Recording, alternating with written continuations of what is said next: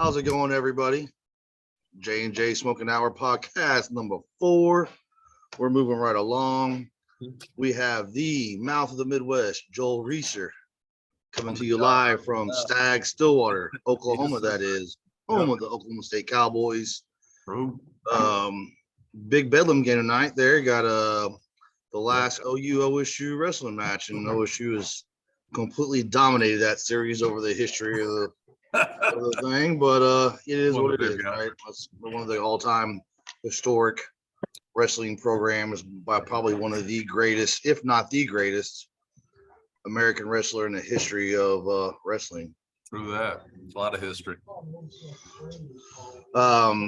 Jared Jackson here. I am coming to you live from Omerta Cigar, South Tulsa.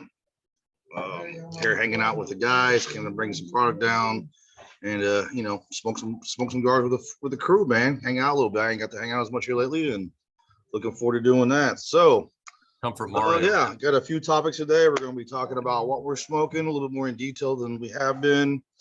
We're going to move from that into a little bit of TPE talk, not a lot, but a little bit. Also, from the business aspect, what our definitions or a conversation about leadership and leaders. And we're going to close out the podcast with our sports part, talking about the recap of Super Bowl. What Super Bowl was it? 38, 52?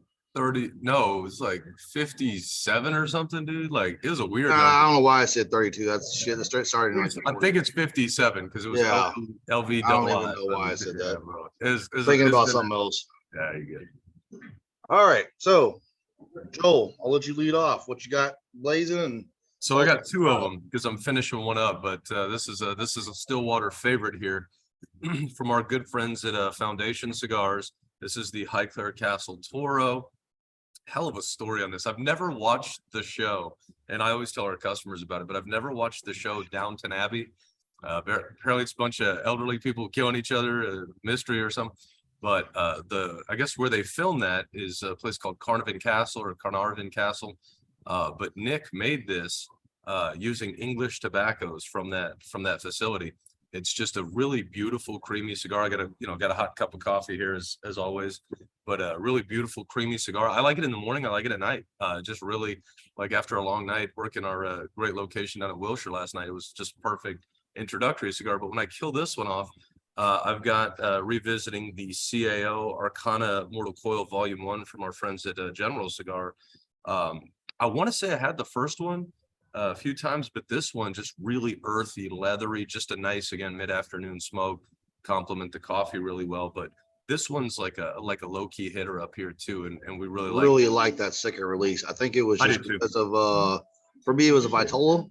I think the first release, no offense to the first release, I think the first release flavor profile was great, but it was just a little bit too big for my taste anymore. I just can't get on those bigger ring gauges and bigger. These are, funnily enough, Jared, these are both Toros. Right. Toro's about max, bro. I can do. Yeah. I got to work my way to a Gigante or a General. Are you smoking a Dogma just from? So this is probably one of my favorite Drew Estate releases. This is the 22 release. So I believe it was the second release. The collab with Cigar Dojo and Mr. Willie Herrera herself.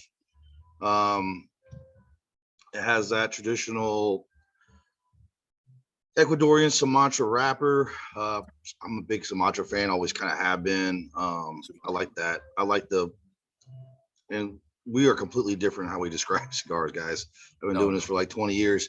I still have pretty much a similar, like 7 things I use to describe a cigar, and that's just how it is. But for me, it just kind of hits the palate just right.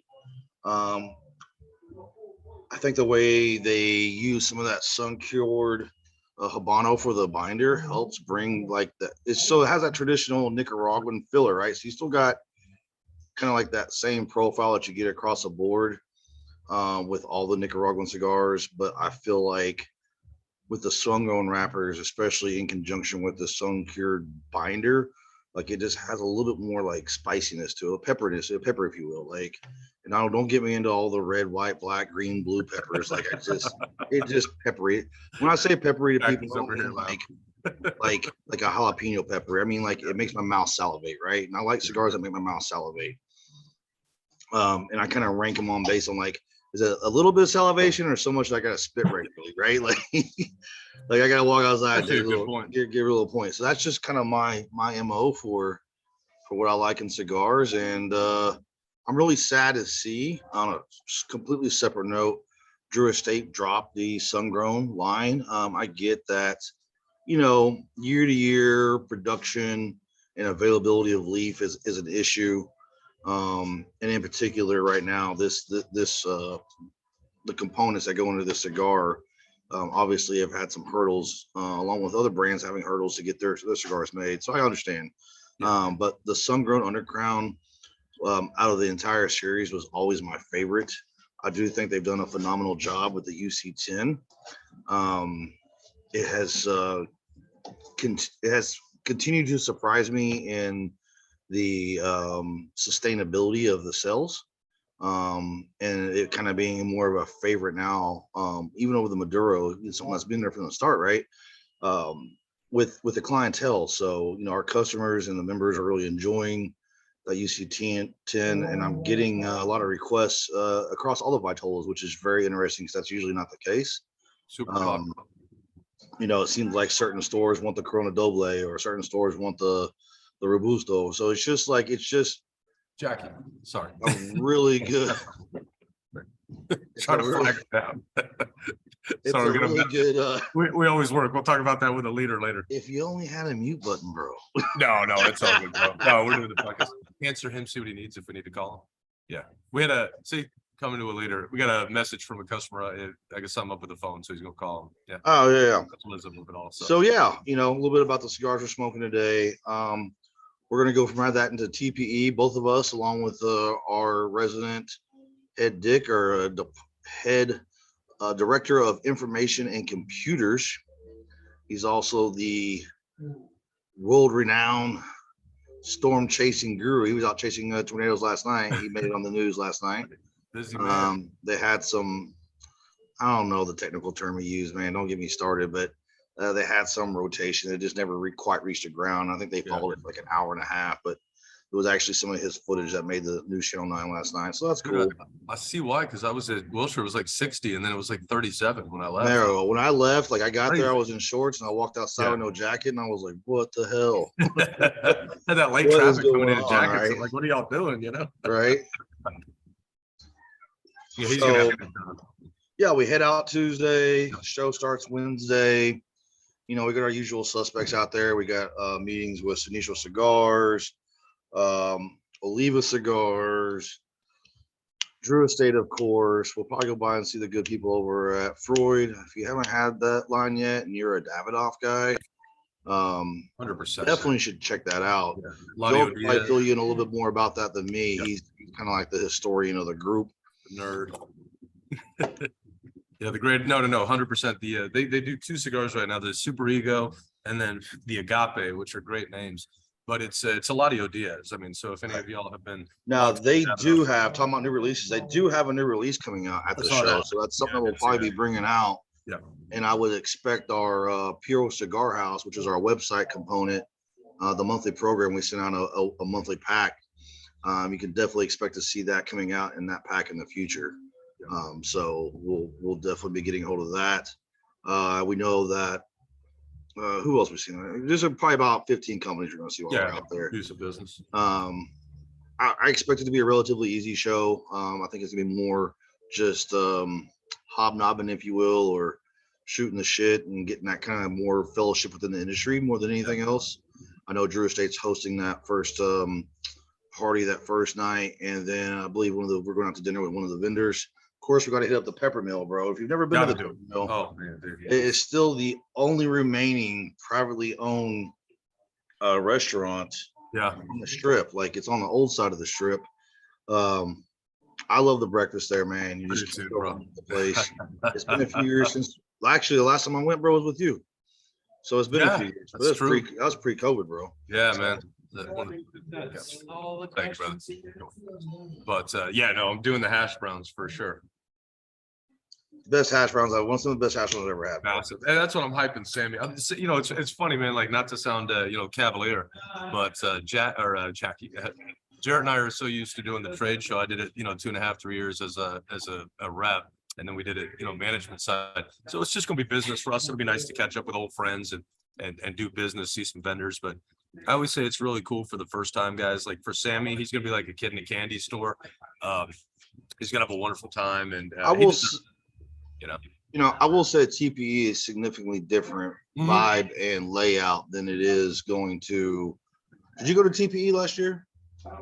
No, I did it with Oveja in 2 years ago. It had to be 20, dude, like right before COVID. No, 21, bro. Maybe it was 21 then. Yeah, because I'm trying to remember. No, yeah, because COVID was 20. Yeah. It was either 20 or 21, but yeah, we did it once. Right. Yeah. So yeah, it's a whole different vibe. I mean, I actually prefer the TPE model just because it's more straight to business. You don't have all the hoopla, if you will. Like that stuff's cool to look at or whatever.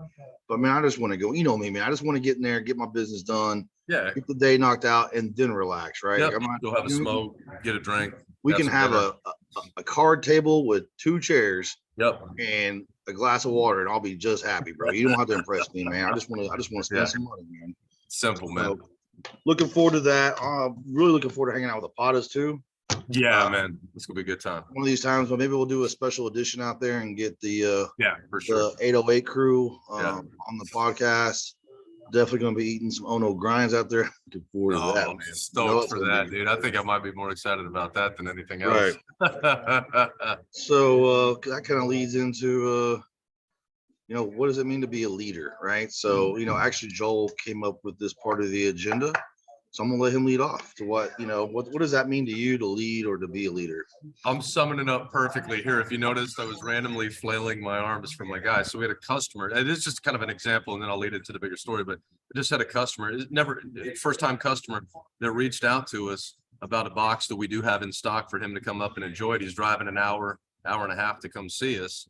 And we want to make sure we secure that, take care of the customer. Leadership is simple. I've always used this analogy. I would never expect my guys to do anything that I wouldn't do myself. And what I mean by that is, I've learned from Jarrett and we learn from each other, but like vice versa, dude. Like I work my what off because you do. Like, but I've always done that. Like realistically, a leader should set the table to where it kind of takes care of itself. And then you should trying to see how to best put that into words. Like you've always got to be willing to be available, first of all, but everything needs to trickle down as a result of what you do. If that makes sense. In the sense of like your people are a direct extension of who you are. And especially in what we do, like if I go home, I don't need to worry about what my guys are doing up here because I train them. I'm using their strengths. I'm using the personalities that they are. And I want that to be something that we have across the board. You go to any of our locations, you should get top-notch service. You should be able to look at, say Wayne or Jackie or any of our guys and be like, man, that's a reflection of Joel. That's a reflection of Jarrett. That's a reflection of anybody else. And a leader always has to be willing to learn, and you have to be teachable. That's the biggest thing. So, Jarrett and I are great friends, but sometimes, we're going to put the heads together because it's not like we're mad at each other or anything. We're just trying to better what we do so we can all make money, so that we can all, create an operation that we can leave to legacies down the line, if that makes sense. But I go really long-winded on that, but that's take your time, bro. Listen. Yeah. We're chilling. Yeah. We're not on a timer, bro. But no, I mean, I looked at that with like anything that I ever did, whether that, was writing for Scrum. Like I wanted that to be the best, Monday Night Raw coverage you ever read. When we were at, during draft season, you can ask any of the Puros guys, like there's not going to be one player that you don't know because I want to lead in that field. I've learned from some of the great guys there. Hell, when I worked in management in the past, like, I was promotable at every job. And that's not just to put myself over. You surround yourself by like-minded people to learn that. And I think that's why we have such a great fit on what we do here is you got people that work, man. Like how many times have you seen people like that come in and just punch a clock and they don't care about being there? Or like the first person that sees that is your customer, like, or whatever line of field you're in. if you weren't a leader in being a policeman or a military, a military member or anything in that regard, do you think people want to follow you? You know what I'm saying? Like, So I'm politically correct, bro. It's police person now, bro. police person, there you go. But no, do you want a doctor that's not leading in his field, cutting you open, working on your heart? No, of course not, man. Like, do you want somebody making scotch that's not, proficient and always willing to get better at their craft? Making a scotch probably not going to be a good pour. Leadership applies to anything. I mean, you have to, not to get political, but So like, let me pose this question to you then. dude, What are your top 3 characteristics of a leader that makes a good leader? teachability is definitely one of them, because And what do you mean by teachability? a leader never stops learning. Okay. A leader never stops growing. So that's teachability. Accountability, because as a leader, you always have to be the one that like takes the bullet, if that makes sense. First, you always have to be the one that steps up and is accountable for, and then accountability would be, I think that's what I said. Yeah, Right. accountability, teachability, and then the third thing is adaptability. Things are going to change. People are going Right. to come, people are going to go. So you always have to be willing to adapt and adjust to a cycle as leader, especially in what we do. We got, ton of locations, bars and cigar lounges and the whatnot, just using this example here. So you always have to be willing to, if I need to go up to Tulsa, if you need to go up to Tulsa, if, we need to unbox product at Omerta, like, and everybody sees that. If you want your people to be a reflection of who you are, be the shining star, be the example. That's a leader in a nutshell. Right. Yeah. So Fair that's my coffee talk version. I'll start off with I like examples, bro. So I'm gonna start with a great example. I believe that attitude is a reflection of leadership. That's a better word than I used. Yep. And a great example of that for us, for our community and our company, and the fellowship and camaraderie within the company, I think was really fully on display at the Christmas party, the company Christmas party. We always have it last second Sunday of January. When you get past the busy season, it is what it is. We put together a full spread. That's when they kind of get their Christmas bonuses, and all that fun stuff. Open bar. But as we continue to grow from 4 employees when I took over 4 years ago to mid, lower 30s now. Yeah, pretty much. We were missing 1 employee from the party. Yep. I think that says a lot about our group. The fact that everybody showed up, a lot of people showed up early. We ended up staying an hour over, and everybody had a great time. There was no issues, and everybody just kind of let their hair loose a little bit and had fun. And we all looked out for one another, right?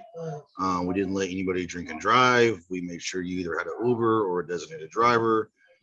So there's the accountability, like you said, comes into that play as well, right? Like, if you didn't have anything going on Monday and you could let loose a little bit, some of those people did, and good for them. Like, you've earned it, right? We all, we got, nursing students and massage school students and real estate students and, 2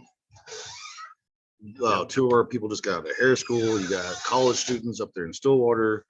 And then we got, the regular Joes. This is just their profession. So it was really nice to have everybody there. It made me feel good as I guess you will, the de facto leader of the company, to see all my group there together, enjoying themselves, and it feels like we're leading the company in the right direction, and that we're a good place to work for, right? So,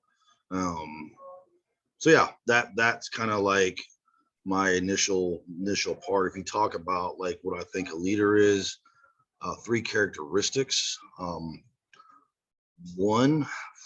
Man, this is so hard because I can talk about this for hours. I know we could do 2 podcasts on this term. That's what I was trying to cut. And I'm actually kind of putting myself on the spot because I didn't really prep for this part of the conversation. I just kind of thought about those 3 while we were talking. Sure. So I would say 1 is vision, right? Like, yeah, 100%. Being able to see where you want to be and where you want people to be, whether it's for them, for themselves, for them, for our company, or for us as an entire company, right? Whether you're a 1% owner or 50% owner, or a manager of a store, or becoming a district manager, or just a bartender trying to get through school, right? Like being able to have vision and explain that vision to a larger group of people and have everybody buy in, I think is a key characteristic of leadership. And I feel like that is something that we as a group have done very well as we continue to grow. So I'm really proud of that as well. So definitely number one for me is vision. I agree with you on the accountability part. I think I have a little bit different idea of what accountability means to me. Part of the accountability is leading by example, right? But also being prepared and making sure that your staff is prepared and has the tools to be successful. That's accountability to me, but that also means I'll hold you accountable as well. If I give you the tools and give you the training and give you the knowledge to be successful, and you don't make the effort or don't take the time to become knowledgeable within your task or project or whatever it may be, that's on you. And I don't have a problem holding people accountable if we've held ourselves accountable in getting you prepared for success. Right. So I think that's another very important part of leadership. And I would say genuineness is probably for lack of a better word I can think of right now, but just being genuine in your thought processes with yourself, right? And with your staff, right? Like if you come across as fake, no one's going to take you serious, right? If you come across as completely egotistical, nobody's going to take you serious, right? You're just an egomaniac. You're coming across as a jerk all the time, that you don't care about anybody but yourself. You're selfish, right? No one's going to take you serious all the time. And that's really hard to build a long-term crew, specifically within this industry. This industry is a lot harder than when I was in the casino industry, building a long-term crew, right? Like in that industry, my main 7 core managers, or I guess it'd be about 10. I think I had one turnover in like 6 years, man. But it's a different industry with a different pay scale and a different career path, right? Versus taking something that we've taken. For me, starting with the ice chest, for you started at the store before I even merged in, and taking it to where it's at now and where we're trying to get to, right? So, who's going to buy into the vision and who's going to be willing to be developed so that they have a lifelong seat at the table? Because that's what it's about for me, is building a lifelong seat at the table for all of us. So, those would be the 3 components I would say are I probably shouldn't pay my beard on the video, but vision. Right, those are the 3 components I would say, or if I had to pick 3, that would be the most important to me as far as being a leader, right? And all the other stuff you talked about is very valid too. Adaptability, ego, right? Teachability. I don't care who comes up with the idea, bro. I wish I came up with 0 ideas. Right, but that's just not the way it works sometimes. So, sometimes you gotta foster, and I think that's probably one of the hardest hurdles for most leaders is to build a group that fosters creativity, productivity on its own versus it being reactive to you. You want it to be proactive to you. And that's always been something that's been a hurdle. And I think it's for any leader, it's always going to continue to be a hurdle, right? To find that fine line between leading and allowing people to blossom and come up with ideas too, right, on their own. So I love it, man. Summed up perfectly. Yeah. So that's for, and for you guys to understand, like, why are we talking about this? Like, we want to talk, there may be some times where we talk a little more cigar heavy. I bet you after TPE, we'll probably have a pretty cigar heavy conversation, right? But we also want to incorporate business ideas, business philosophies, if you will, or structure. Because really that's what I love. I mean, I love this. Right? For you guys that are listening, I'm holding a cigar. Like, I love this. I love the business of what we do, providing great experiences for people, a place for them to relax. It's building something that we always wanted to have ourselves, and building a foundation for our staff. But it's also, great too for me. Like I love the business aspect of it. Yeah, I was up talking to one of our guys last night till like 3 a.m. about businesses, not even my business, or what was his vision for him, right? Yeah. A guy reached out to me and said, "Hey, like he's in this corporate structure. He's doing very well for himself, young guy, but he's unhappy, right? He's unhappy because a corporate structure. He sees our structure, and he sees the flexibility and the genuineness of what we do, and he's somebody who has the fortitude and the right mentality to do his own thing, or maybe be a part, maybe not just necessarily do his own thing, but be a part of a company that is doing its own thing. That's not a numbers driven company. When I say everybody's numbers driven, but I mean, like, you're just not a number, right? Like with this company, they're global. Like he's just a number, right? Like the people he deals with is just a number. It's all about, staying in this box. And I don't like boxes. So unless they're boxes of Opus, but no.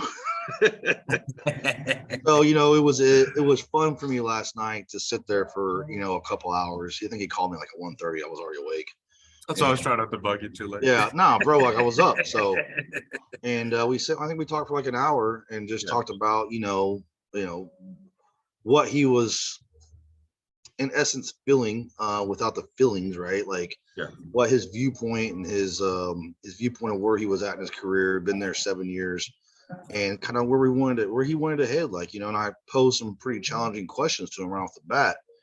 And those are things that he couldn't answer. And I said, those are things you're going to think about before we even get started, right? Like you've got to have vision. And if you don't have vision, then you're never going to get goals. And if you don't have goals, then where are you going? Where are you going, right? We got goals, right? We have a vision to get there. Yes, sir. Right now, those are dynamic in nature. Like they'll change as we continue to move forward.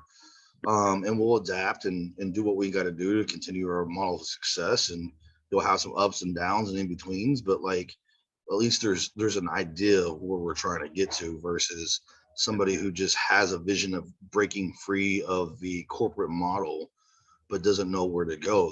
They're the lost wanderer, right? Like you've got to have you got to have a compass to get you in the direction of where you're headed. Vision. So yeah, there's that. Well, as we continue to go through these series, there may be times where we talk more about the business aspect of this or that. The cigar side is definitely going to be coming up here pretty soon. Like I said, we will probably start getting some guests. I'm starting to get a list kind of put together too for that. And a couple of characters. Yeah, and, sports too. We even have some coaches, some college coaches, college staff. Yeah, great. That we can talk about. So now, next up, the recap of the Super Bowl. I'll let Mr. the mouth of the Midwest himself start that up. Man, I'll tell you what, we had a good night up here in Stilly, great crowd.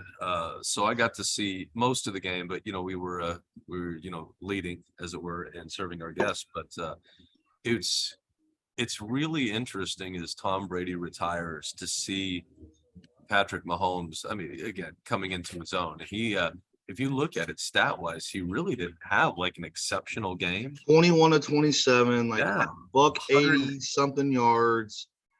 3 touchdowns though. I think his QB rating was like 130 something. Yeah, it was great. But what's funny is if I didn't watch the game, for example, and you would have shown me the stats side by side, I'd have thought those were Jalen's stats. But Jalen had like 300 something yards. Of course, he ran for what, 3 or 4? 70 yards. What's that? He ran for 70 yards. No. But he ran for how many touchdowns? Was it 3 touchdowns? Yeah, for Jalen or 2? No, Jalen had a few. So he had 5 touchdowns in the game. Yeah, 4 or 5. But either way, no, he only threw for 1. I'm sorry. Yeah, he only threw for 1. Yeah, for sure. But it was interesting because the whole thing before the game was everybody talking about Philly's vaunted defense, which is exceptional. But they didn't have any sacks, bro. Like if you look at Kansas City had a sack from Kalen Saunders, and the other sack, funnily enough, draft season, I was real high on a kid by the name of Leo Chenal. I want to say he was he Wisconsin or Nebraska, one of the big schools, if I recall. But he had a sack. And then their guys were getting pressure, and both of the guys were playing hurt. Let's be honest, Hurts was coming off that shoulder, and then Mahomes obviously had the real bad situation with the ankle. It was a high ankle sprain or whatever, a few weeks to recover. But phenomenal game, man. I mean, Travis Kelce showed up. That undrafted rookie Pacheco had a solid game, touchdown. But obviously, it's crazy. I always talk about this because, you get bad officiating, you get good officiating. I thought for the most part it was pretty well officiated. Of course, you had that scoop and score from Nick Bolton, that linebacker out of Missouri. Undersized. He's been a dog for y'all, and they talked about that last play where Juju got held by James Bradbury. Everybody's like, that's a terrible call. You got James Bradbury, great veteran corner, coming out and saying, "Yo, I held him. I was trying to get away." I held him. Yeah. Listen, I want to hear more about it. Every time somebody brings up, I'm like, the guy who did it says he did it. Yeah, he did it. And he's a veteran. He literally said, I was hoping they would let it slide. Yeah. Right. And it's unfortunate that it happened at that point in the game. Oh, yeah. Just bad happened, bro. Like, it happened. Like, it's not like Juju did something to make him do it. Like, he did it. So it's in the subject. Like, maybe if he doesn't do it, maybe that passes incomplete and changes the context of the game. But that's not what happened. Story. Nope. What happened was the guy who made the penalty admitted he made the penalty. Yep. Didn't make excuses. Accountability, bro. There you go. And accountability. He's a corner. I believe he's a free agent this year. Eagles will look at him. He's going to get signed. I mean, one penalty, like, he's had a hell of a season. Him and Slay. But the fact of the matter is, it was, we're doing this great podcast. It's the great cigar podcast legend, Will Cooper, a good friend. And Will was saying that, bro, you can't ever put a game, especially the Super Bowl, in the hands of officiating, because if you leave it down to that, what did you do to get there? And he's 100% right on that. Well, go ahead. Oh, no. And it's crazy because will the Eagles be back? Sure. But the day after that, they lost their offensive coordinator to a head coaching job with the Colts. And then the defensive coordinator, Gannon, is now the head coach of the Arizona Cardinals. So they got to basically rebuild the coaching staff, the leadership staff. Meanwhile, Kansas City's tried and true again. Now, could something happen with the enemy finally, or maybe just a switch, a new scenery? Who knows? But either way, kudos to both teams for getting there. Right. Philly had a hell of a season. I knew they would. I called them as a Super Bowl favorite early. People are like, "You're crazy." I'm like, dude, they drafted, I'm a draft nerd. Dallas drafted well, but Philly killed it. They knocked it out of the park, man. And you could see veterans and young players alike. They weren't afraid to go make moves to get guys like CJ Garner-Johnson and Ndamukong Suh and some of these great veterans, just like Kansas City did. Kansas City had two rookies starting in the secondary, bro. You had Juju Smith-Schuster, a savvy veteran. You had Marquez Valdez-Scantling, and not to mention you have rookies like my man, one of the draft darlings, Jarrett Sky Moore, Western Michigan, one catch for 4 yards, but it was talk about scouting. I mean, Pacheco led the Super Bowl in rushing. Yep. Undrafted free agent, runs like he's mad at somebody, bro. Oh, he does. I like the way he runs, man. He runs angry, right? He did get lit up that one play. Yeah. But he got up. He didn't fumble the ball. He doesn't make excuses, man. Yep. He's out there trying to earn his spot, and I can respect that. And again, you talk about leadership, that damn coaching. Andy Reid, man. Great coach. My God Almighty, dude! Like, what a fantastic head coach. Go ahead. Sorry, man, cut you off there. No, you're fine. I love Andy Reid, incredible. I think both teams. I really like both teams. Obviously, for you guys that don't know, like 10% of the whole entire Super Bowl rosters were OU players. So, alum, super happy to see that. No matter what, 4 or 5 players from each side was going to get a Super Bowl ring. Guys who put in some significant minutes to different parts of the team. So always happy for that. And you're right. Like, Jalen had a hell of a game, but you're talking about 2 plays I think that really defined the game. That first missed field goal by Buckner. Yeah, you make that the end of the game is that made it that last call and the last drive even more,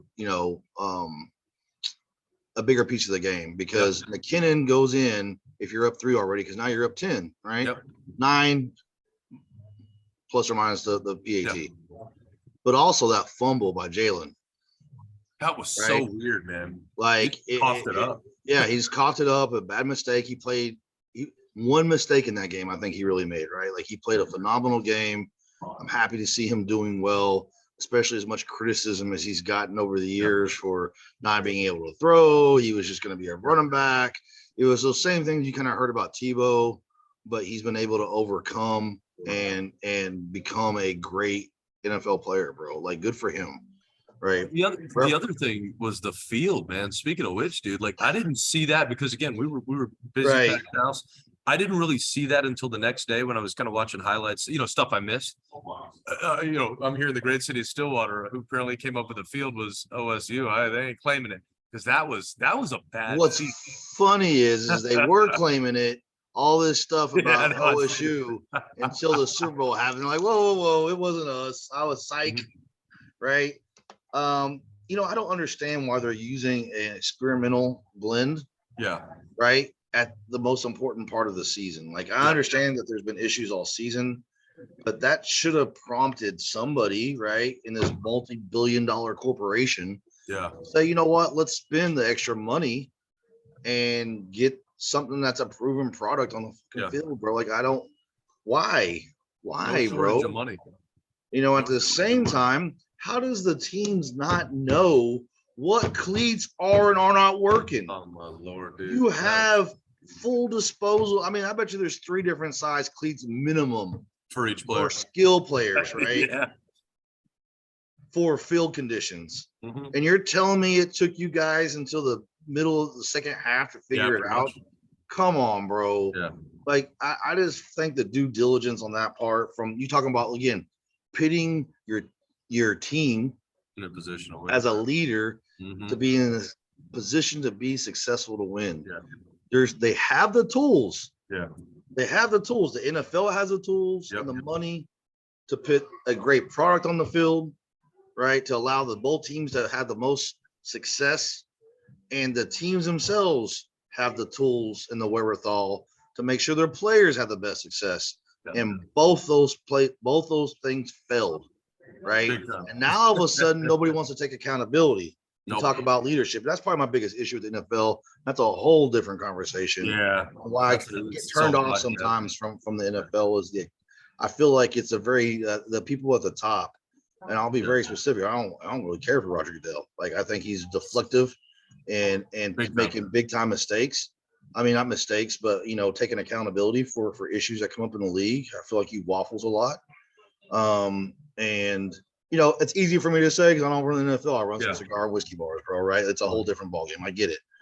But, I mean, this shouldn't be that complicated. If I was running the place and I had obviously would be asking about the field and, what was our preparations for the Super Bowl and what was the NFL's part in that? Like, somebody's getting fired, bro. like we're having an emergency meeting the next day, and I better have some answers. Right? Like, somebody, like, that's somebody's sole job with field conditions, and they completely fumble the ball. Basically 100% on that too.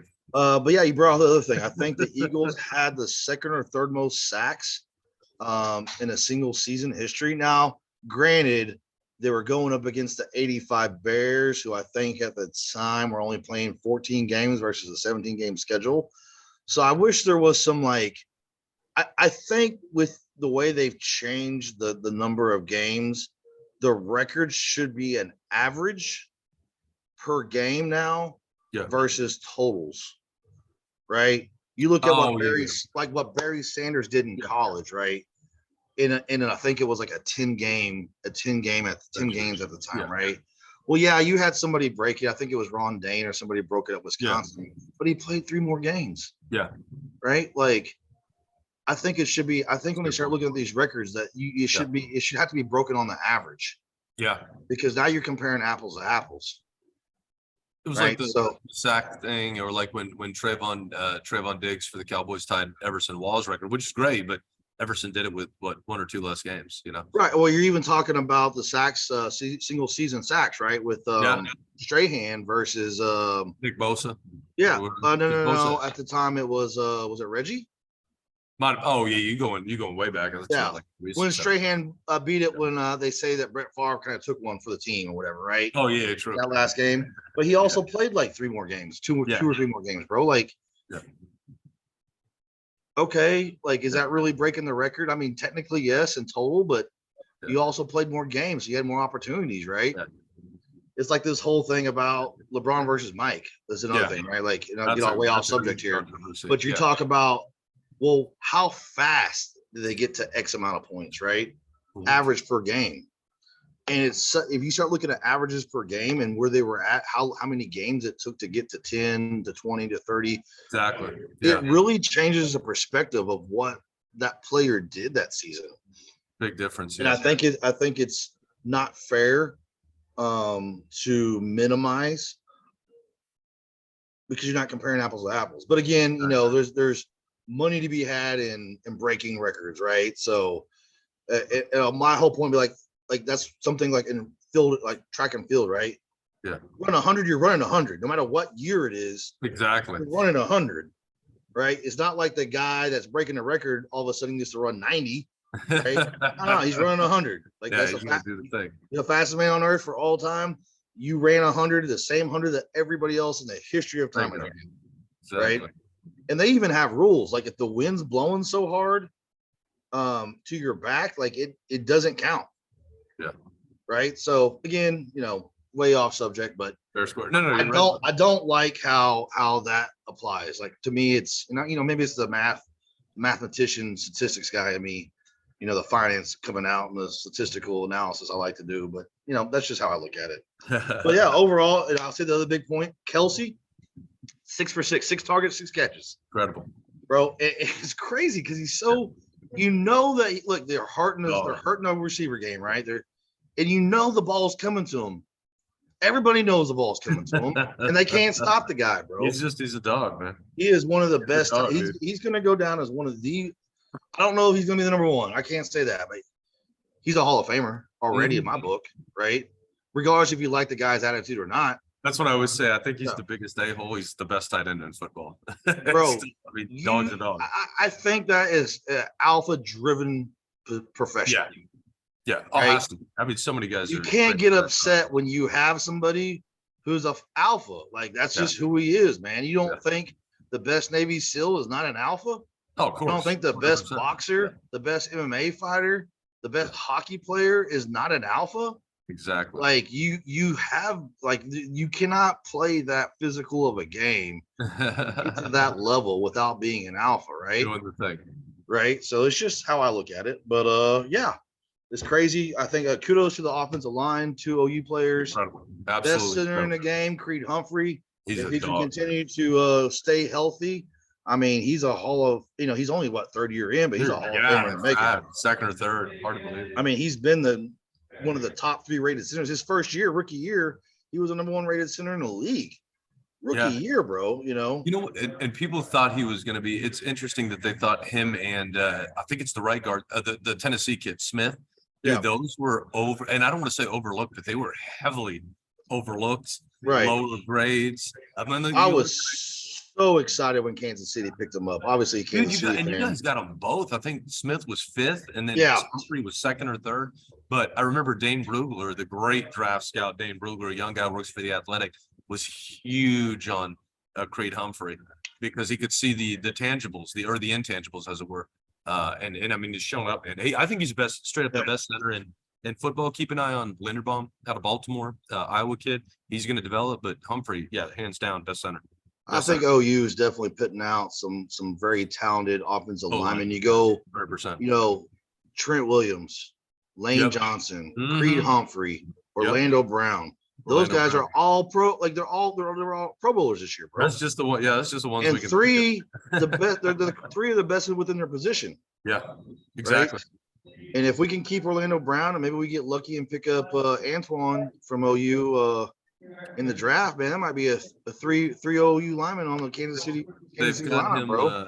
Anton's like I've seen anywhere from early 2nd, early 3rd, which I've seen him move. I've seen him moving around the 1st a little bit. He's getting late first buzz as of late. But like, let's say case in point, since y'all won the Super Bowl, you pick him at 32nd. You're gonna take your best position guy, and he could be the guy that you get at 32nd, just an early 2nd, so nobody else gets him. So right, makes sense. Kansas City's in a good spot though. I mean, they're salary cap. Salary cap, contracts, young guys. Yeah. Their biggest contract that's fallen off is Frank Clark. You know, he's getting a little up there in age. He's still 29. Yeah, he'll be a free agent. Yeah. Okay. Yeah. It's good. Look, but again, those are the tough decisions, and we'll do. But we also have that kid from Purdue that played a pretty good year his rookie year. Karloftis, my favorite name, dude. George Karloftis, and he showed up in the game too. You got some young guys, Bolton. You got the two guys in the secondary, McDuffie and Sneed and Shell. Like, all those guys are going to be back, bro. They got a good young core nucleus. The offensive line is relatively young. Oh yeah. So yeah, dude, and I think the way they front loaded Pat's contract is going to be helpful as they move down the next couple of years too. You know, at the time I was like, oh my God, like it's such but the way they structured it was just, dude, if you look at looking back, it was a pretty good move by Kansas City. It's deep and it's smart. Like, when you built that out, you could see it. If you looked at the year to year on that, right? Like, they know what they're doing. Yeah. And that damn Andy Reid. That's a good owner. I really hope Bieniemy doesn't leave. I understand. Yeah. But I don't think that's Kansas City's fault. Like, I don't, and maybe there's something I don't know, obviously. Maybe he just wants to change the scenery. Maybe he wants to prove you know, maybe, you know, it looks at maybe somebody's saying, well, look, you're under Reid. You're offensive genius in his own right. You know, you got Patty Mahomes, you had Tyreek Hill and Kelsey, you got a great offensive line. It's not you, it's them. Maybe that's part of the challenge. The challenge, right? Yeah. So maybe he goes somewhere else. Yeah. And does better, but I really hope he stays. Yeah. It'd be great to see a succession plan for Andy Reid. Yep. And I don't think Andy's a greedy guy. I think there's a way similar to what you've seen at OU, right? Like with Venables not taking a max contract, right? And being able to bring in a top-notch offensive coordinator from a top 10 offensive team in the country over the last 3 or 4 years. Yep. And where he doesn't have to feel like he needs to leave after a year or two to prove himself, right? He's getting paid well. You know, and there's some guys that just don't ever really cut it to be. Maybe he doesn't want to be a head coach. Who knows, bro? Maybe he's a terrible interview. Right? Bro, you know, who knows? Nobody talks about that, you know? You know, maybe he's too non-nonsense, right? Not politically correct to be the lead position. You know, it's not 2000 anymore or 1995. Like, you know, there's a certain mentality and presentation you got to have at that level, right? And maybe he doesn't want to be that guy. I don't know. It'd be interesting to hear. I don't know if that'll ever come out while he's still coaching, but I think he's a hell of a coach. He's done a great job. This is what he's put together since he's been there is not an accident, right? It's not like, you know, you can have a 1-year fluke, but this is not a fluke at this point, bro. Some of the plays they ran against the Eagles D left those receivers wide open on some of those touchdowns. Like that is genius level offensive coordinating, bro. Yeah, like he's good. He's damn good at it. You're talking the biggest game in the world, biggest stage of the world for football, and you're performing at a high level, making calls. You're behind, and you're just able to help lead that team back in your play calling to get you where you want to be. Like, that's not by accident. So, and think about it, like Philly on paper, I mean, there's always ways to expose, but like if you look at it, Philly didn't have any weaknesses in a traditional sense. That defensive line, sensational, good linebackers, great secondary, and they still found holes in it. It's just the biggest problem Philly had is that they have been able to get pressure with 4 guys all season. And they were not able to get pressure with 4 guys. Yep. And I think that kind of disrupted their scheming, right? Like if something's been working for you all season and all of a sudden it's not, you're gonna find a hole. And then you're gonna find the hole, right? Yeah. You can only press for so long before one of those receivers or tight ends get open. So kudos to the Kansas City offensive line, man. They really played lights out, bro. Yeah, exactly. And you're talking about a team that got annihilated by the Buccaneers, 2 years ago? Oh God, yeah, that the offensive line, they retooled it, bro. I mean, there's only like one remaining player from that offensive line. And what's crazy is they had good people in theory on that line, and they're like, that year there was also 2 guys hurt and 1 guy left guard, left tackle game. Yeah. So, but it was an aging line. They've been able to retool it. We'll see what they do in free agency and contract negotiations. I know Orlando Brown, I believe, is up for a contract, so we'll see what happens. Again, I'd like to see him stay. He's an OU guy. But it is a business. I understand that as well. But again, do you keep Brown on a big contract, or do you replace him with a guy like Antoine And Well, that's the problem get though. You're not 5 just years, replacing them then because you you still need- got the rest of the crew, right? So it just Yeah. depends on what they feel their priorities are going into the Exactly. draft, and what's available out there at a free agency. And I And right like that. before we started our podcast, I think the trade, not the trade deadline, the franchise tag comes up Tuesday. So it's like, do you franchise an Orlando Brown or, something like that? We'll find out. That'll be another Right, podcast. yeah. Luckily for them, I think they're like 12 or 13 million under the cap, so they have room. Plenty of That's before restructures. they, Yep. that's before they, make some decisions about Yeah. some bigger contracts. Frank Clark, I think it's like 8 or 9 million. He's the biggest one, I believe. Yeah. And so, we'll go from there. But that wraps it up. Great conversation again. Once, Joel, I appreciate you, man. And You too, brother. Great time. we might do a special podcast live out in the 702. True. Maybe get some of the 808 crew on there. That'd be fun, man. Yep. Appreciate you guys, and don't forget to keep living that cigar life, baby. Absolutely. Be safe, guys. Take care.